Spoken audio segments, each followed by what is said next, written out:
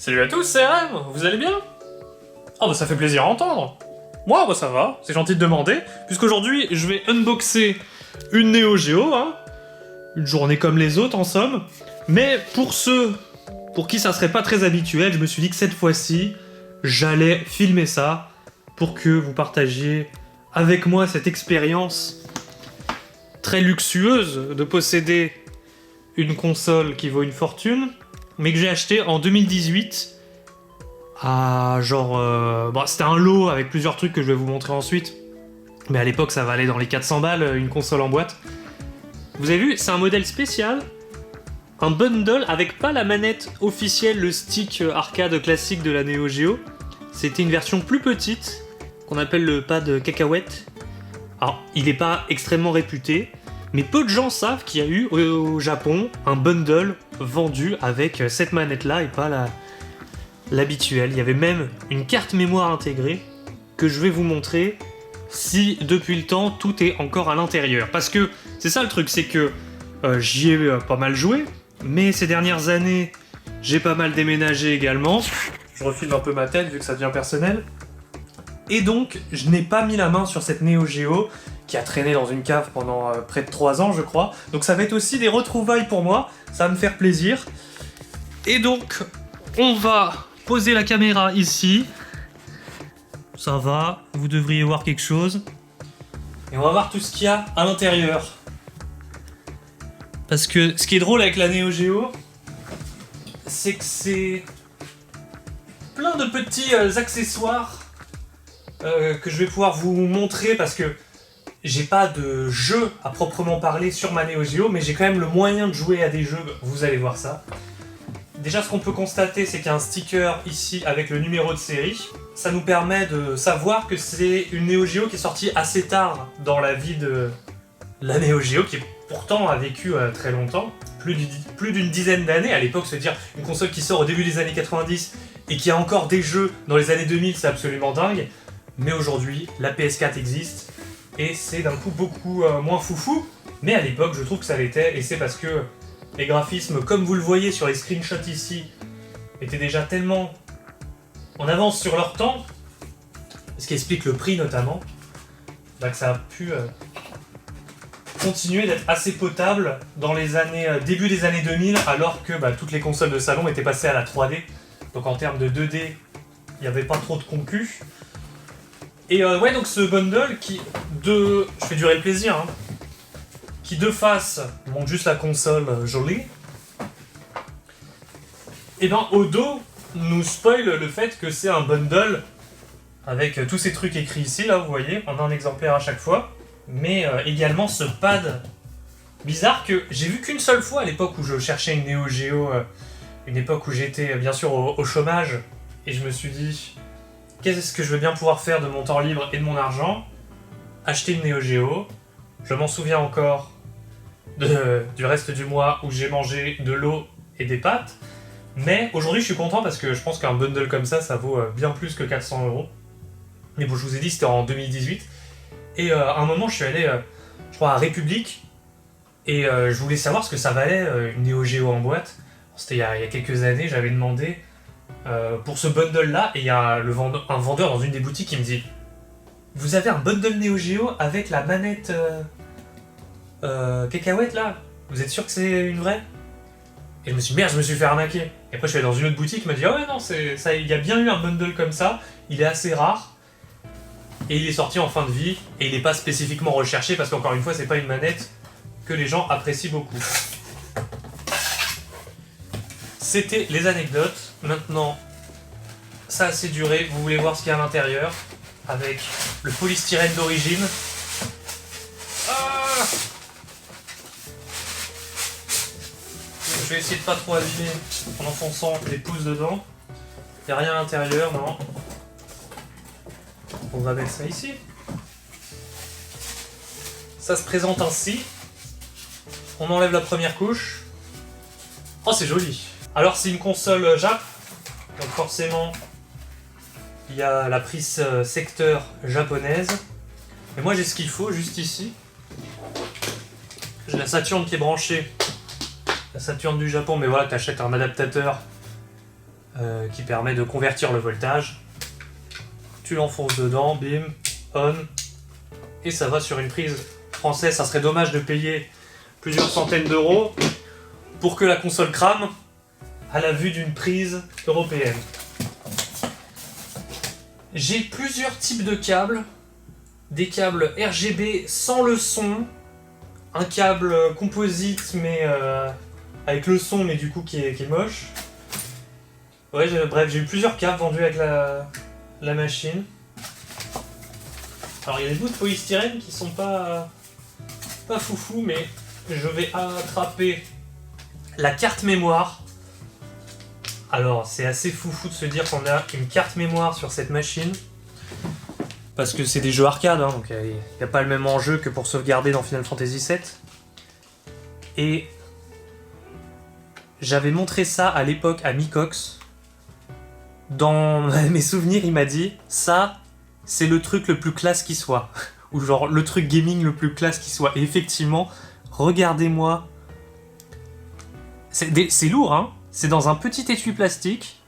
Alors je crois que c'est pour sauvegarder ses high scores et les trucs comme ça dans le jeu, mais moi je m'en fous. Alors ça s'ouvre comme ça. Ouf. T'as un bout de papier sur lequel, bien sûr, je vais écrire le contenu avec un stylo indélébile de toutes mes sauvegardes de ma Neo Geo. Et là, t'as une sorte de... T'as un truc en titane, on dirait. Bon, c'est du métal, mais lourd. C'est pas du tout du plastique dégueu de la Game Boy. La PlayStation 1. Ah, je pourrais même écrire à l'arrière, là. Vous avez vu comme c'est brillant, c'est... Je sais pas à quel point ça sera clair que c'est une sorte de métal.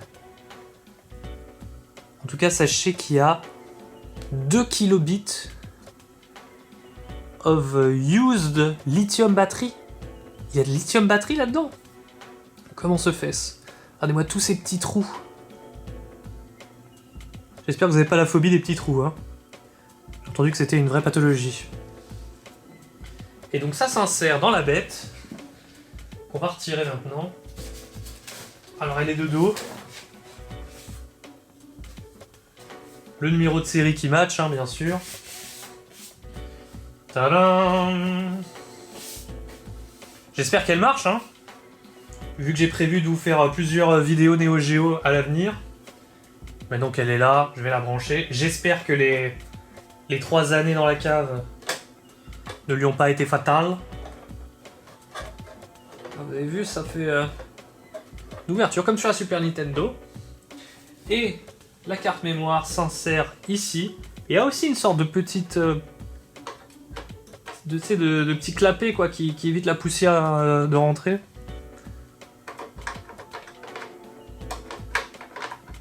Ça évite même à la carte mémoire de rentrer. Ah non, c'est bon. Oh, c'est satisfaisant. C'est beau, hein?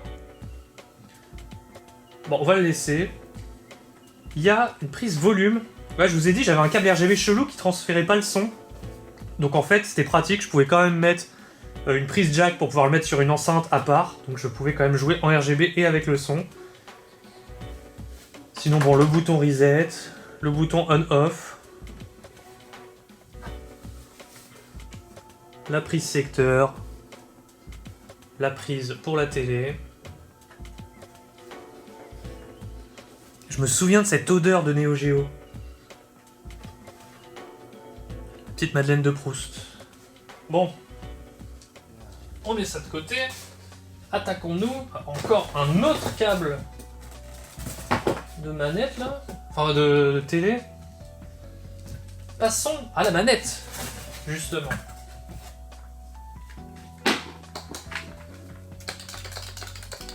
Ce clic qui fait plaisir. Pourquoi il y a de la poussière alors que c'était dans un carton? C'est pas hyper grand. Et résultat, dans mes souvenirs, c'était pas ultra confortable la façon dont tu mettais ta main dessus. Et puis, il y a comme un creux dans le stick qui fait que ça glisse moins des doigts. Tu peux mettre ton pouce dedans. Et puis, Les sticks de base sont réputés pour être assez fragiles au niveau de la boule. Vous allez le voir, j'ai des choses à en dire. Et les boutons, peu importe le modèle de Neo Geo, ils s'enfoncent, mais il n'y a pas ce clic que tu peux retrouver en arcade. Vu qu'en ce moment, je vous habitue à mes vidéos arcade sur la chaîne, sur l'Astro City Mini notamment, t'appuies, ça fait un vrai clic-clic, équivalent un petit peu au clic du stick. Ce qui fait que moi, c'est un bel objet. Mais c'est pas forcément sur Neo Geo qu'on a le meilleur feeling de boutons. Alors bon, on va voir ensuite la notice. Alors avec le numéro de série également ici. Je redécouvre la console, mais j'ai juste trop hâte de la brancher.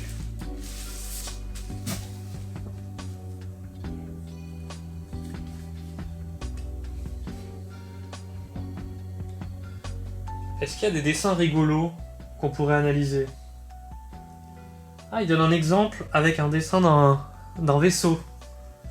Ça change des 95% de jeux de combat de la machine. Oh, c'est triste de voir la Neo Geo qui pleure. Parce qu'on la malmène. Ah ouais, tu pouvais emmener ta carte mémoire sur une vraie borne dans un game center. Ah, c'est donc à ça que ça servait. Ah, j'aurais dû lire la notice. Stylé. Bon, je l'ai lu comme un manga à l'envers. On va reboxer ça plus tard. Est-ce que on n'attaquerait pas la vraie manette Neo Geo? Il se trouve que quand j'ai acheté mon bundle à l'époque, je l'ai aussi pris parce qu'il coûtait pas très cher au vu de la quantité de choses que le mec vendait dans son lot. Et dans son lot, il y avait une deuxième manette, et donc le fameux stick Neo Geo Controller, qui lui du coup est l'original, le plus connu de la Neo Geo, avec le sticker Score Game. Moi j'ai connu un Score Game dans mon enfance, mais je crois qu'ils ont tous fermé en France. Donc, vous imaginez l'époque où genre à Micromania on pouvait encore trouver des sticks Neo Geo avec un carton assez caractéristique. Ça fait bizarre, hein, c'est... Je sais pas si c'était direct vendu comme ça ou s'il y avait une photo à un moment donné, mais c'est un peu austère quand même. Et puis c'est en carton, c'est... Bon... Aujourd'hui aussi les PS5 Pro sont vendus dans des cartons. Mais les manettes, elles sont un peu dans des trucs plastiques. Alors, regardons ça. Et donc ouais, le bundle, il y avait ça inclus dedans, et je me suis dit pour des jeux arcade, c'est quand même bien de pouvoir jouer à deux, et j'avais peur que en achetant une manette dans un second temps, et ben en fait ça coûtait trop cher. Tout ce qui est Neo Geo en fait coûte méga cher, donc autant acheter dès le départ un lot avec des trucs bon marché. Il y avait aussi ce sticker là, le monde de la perfection, mais il s'est décollé. Manette de jeu SNK pour console Neo Geo. On va remettre ça dedans. Et sortir la manette ici présente. Je crois qu'il doit manquer des polystyrènes dedans parce qu'il y a du papier bulle.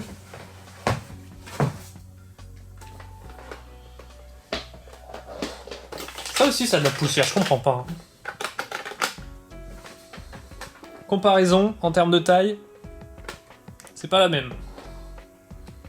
Là, il y a quand même plus de place pour mettre sa main en dessous. Tu vas l'appuyer. T'as peut-être la main plus tordue aussi. Ici, où c'est plus aligné. Mais la grosse différence, c'est le stick. Qui, vous le voyez, est plutôt dans un bon état hein, par rapport aux sticks originaux de la Neo Geo. Mais si je zoome un peu, vous verrez qu'il est craquelé à différents endroits. Et ben, il me semble que je dois pouvoir le dévisser, ça. Donc, tu sais, j'ai pas envie de trop forcer de ouf et de perdre le reste de plastique accroché à ma boule. Mais ce que j'ai fait, c'est que j'ai fait une commande il y a pas très longtemps dans un magasin à Trader. Enfin, un magasin à Paris qui s'appelle Trader. Et j'avais vu qu'ils vendaient des boules Neo Geo. Bon, 10 balles quand même, hein. Mais je me suis dit, ah bah le jour où je récupère ma Neo Geo, je vais pouvoir changer ma boule. Et celle-là, unboxing devant vous. Oh, elle est toute brillante. Je peux lire l'avenir des gens dans les boules Neo Geo. Je vois qu'il y a une vis, donc ça doit pouvoir se dévisser facilement. Ouais, en termes de taille, ça a l'air équivalent. Et ben on va essayer ça. Avoir un truc un peu neuf pour redécouvrir la bête.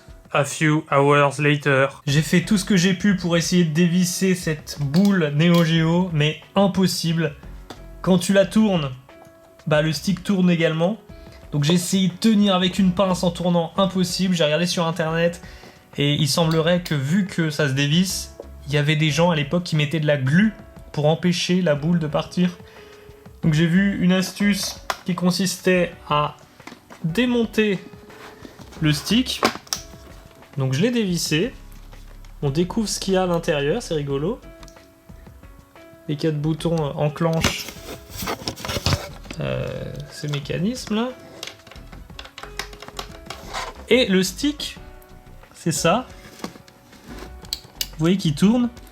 Et donc il y a de quoi bloquer finalement avec un tournevis cette partie-là pour éviter que ça tourne. Et comme ça tu peux mettre toute la force que tu veux. Sauf que bah vous voyez, en mettant toute la force que je veux, ça abîme cette vis ici. Mais la boule qui est gluée, qui effectivement quand je regarde, bon là vous verrez pas bien mais on dirait qu'il y a comme un truc qui déborde un peu, qui a séché. Donc ensuite j'ai essayé avec un sèche-cheveux de faire sécher la glu de la boule. Résultat, la boule est brûlante, mais la glu, elle, ne fond pas. J'ai essayé de remettre encore un peu de force, mais là j'ai trop mal à la main. Et ouais, ça veut pas partir, hein. Bon bah je crois que j'ai une boule en trop pour rien. Si ça intéresse quelqu'un dans les commentaires, faites-moi signe, parce que je crois que j'arriverai jamais à enlever cette boule. Je vais devoir me résoudre à garder cette boule craquelée. Et j'ai découvert ce qui faisait le petit bruit de clic sur le stick. Vous voyez les bouts de métal autour qui rappelleraient presque une croix gammée. Et bah c'est quand tu appuies dessus que ça provoque le clic dans les 4 directions. Ou alors c'est ça qui enclenche l'input de la manette. En tout cas, quand on regarde le contenu du câble, on voit que chaque input a son propre petit câble qui passe dans le gros câble et qui donc envoie le signal à la console. Bon, un peu deg, si quelqu'un dans les commentaires a une solution pour m'aider à retirer cette boule et faire quelque chose de celle-ci, je suis preneur. Mais sinon, à quoi je vais bien pouvoir jouer sur ma Neo Geo? Eh ben, à ma cartouche fétiche. Celle-ci. Multigame 161 in 1. Sauf que moi, j'ai une console AES. Et ça, c'est une cartouche MVS. Donc le format arcade. Ça, c'est la version salon. Et vous voyez bien que quand je l'enfonce, c'est trop large.